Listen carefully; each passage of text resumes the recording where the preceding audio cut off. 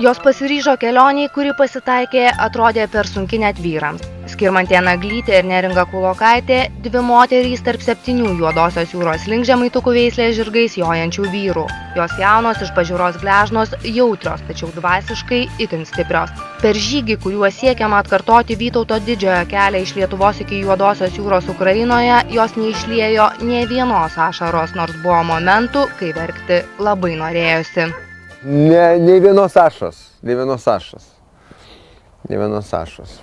O zyzimo buvo? Moteriška. Taip. Moteriška, taip. Iš tikrųjų būna sunku, kai jauti, kad žirgai sunku, nes vis tiek tu jau tampi kaip ir pora, ir partneris, ir tu žinai, kad jis tai yra pagrindinis dalyvis, kuris turi bėgti ir lėkti. Tie kilometrai mes žinom, kad artėja, žirgai nežino, dėl ko jie bėga, jie nesupranta ir jie galbūt daugiau mus gali keikti. Bet šiaip, kada yra gera nuotaika, tai viskas įmanoma.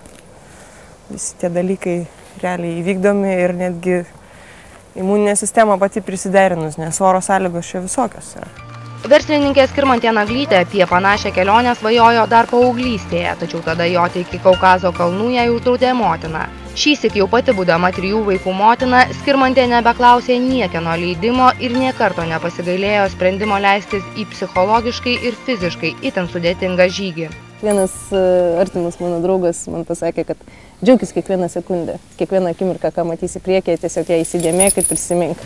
Neringa Kulokaitė žygeiviai vadina profesionale, nes kaunietė dailininkė jodinėja daugiau kaip 2 dešimtmečius, itin domisi žirgais, su žemaitukais dalyvauja ištvermės varžybose. Gyvenimo be žirgų Neringa nebeįsivaizduoja.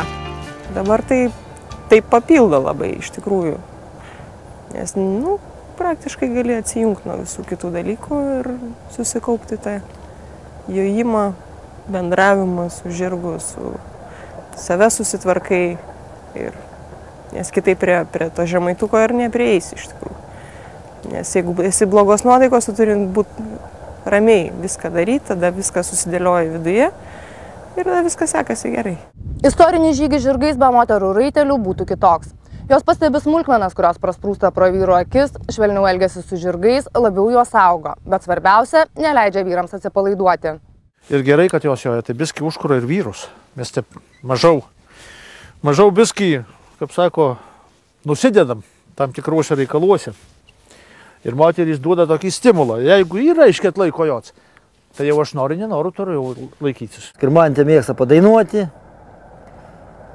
Kai labai sunku būna ir būna, kada suvėluojam, jau su tamsa jojant, tai būtinai mes dainuojam. Tada drąsiau ir linksmiau ir nepastebimai priartėjom prie stovyklų. Mes patys tai tikrai, sakau, kaip raiteliai išlaikysim, nes turim tikslą. Turim tikslą dėl žemaitukų, turim tikslą dėl istorijos ir dėl pačių savęs, kaip lietuvių. Tikslas Očekyvo miestelis Ukrainoje jau visiškai prie pat. Neringa Kulokaitė jojanti žemiausių būrio žirgų Aisetu ir Skirmantė Naglytė jojanti Karkasu neabejoja, kad Juodąją jūrą pasieks Valne. Reporterė Eglė Šilinskaitė, Ukraina.